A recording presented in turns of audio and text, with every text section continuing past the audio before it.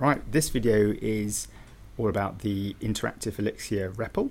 A REPL describes the read, evaluate, print loop.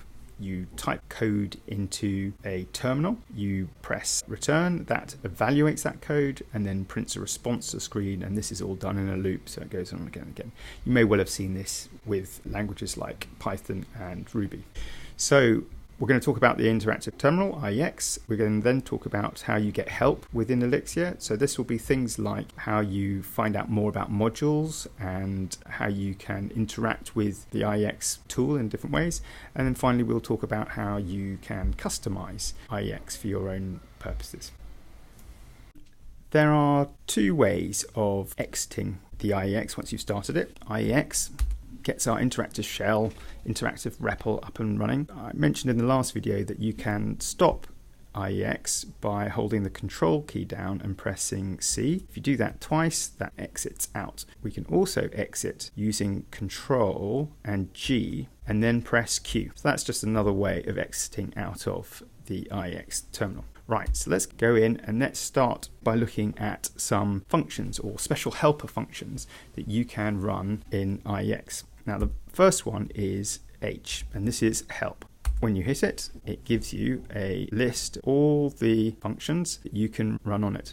When I pressed H, or when I typed in H, I put brackets on the end. Elixir is very permissive in that you do not need to put brackets at all. So I can type in exactly the same command with just H.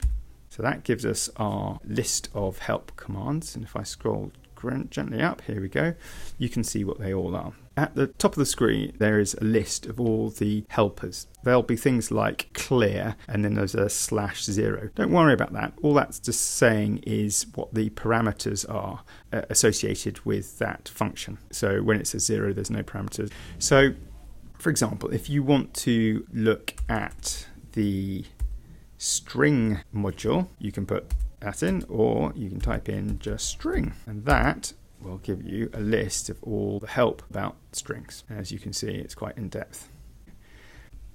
There are a few other ones. So I know that there is clear, and that will just can clear our screen. So let's try that. Let's see what else there is. Okay, so you can clear the screen. You can also respawn the shell.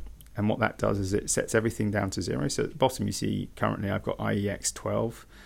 If we run it again, it respawns and it sets it back to 1. Okay, so we can clear that. That you have access to some of the directory calls. So you can type ls and that will display what's in the current directory. You can also cd into a directory. Now note, when I'm calling cd, I need to type in the directory as a string and then we move into that. As you can see, I can print working directory, and you can then see again that we're currently in the examples directory.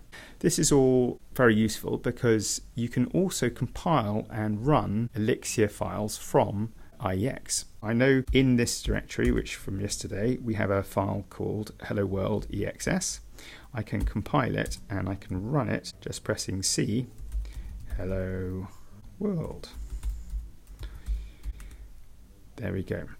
And what that does is it returns the hello world string. Okay, so help is very useful. It can give us all sorts of interesting commands to help us understand what's going on. We can go in and find out more information. So you can want to say find out type information about, say, the file module.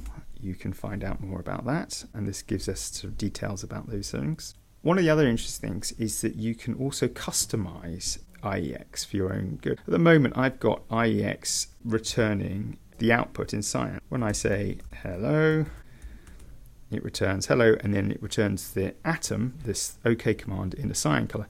You can actually configure this. And there is, we look at the help command, let's clear that again. If you look at the help command, HIEX and configure, that then gives us details about how we can configure IEX. As you can see, there's colors and so on that we can change. Let's try the eval result coloring. If we want to change this, it's clear, type in IEX configure, and then we need to pass in the colors, and this then takes a list eval result, and this takes another list which is cyan, and bright. If I close that, so that tells us it's okay. Now we can change that to whatever color we like, and we can change that to say green. There we go, hey presto.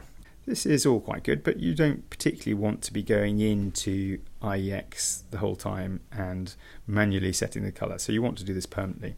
Now you can also do this from a dot file in your home directory. If I go into my home directory and find a dot, or create, in your case, a .iex.exs file, you can see that you can set this color in there.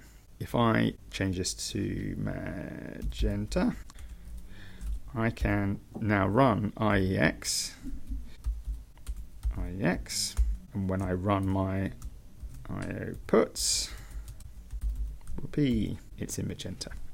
Okay, so that's a brief introduction to IEX and how to interact with it. We've covered how to escape, so that was using the Control-C or the Control-G option. We discussed how to use help and the helpers functions. We've also discussed how you can compile code from within IEX, and we've also looked at how you can configure IEX using the IEX configure function and IEX EXS file as well.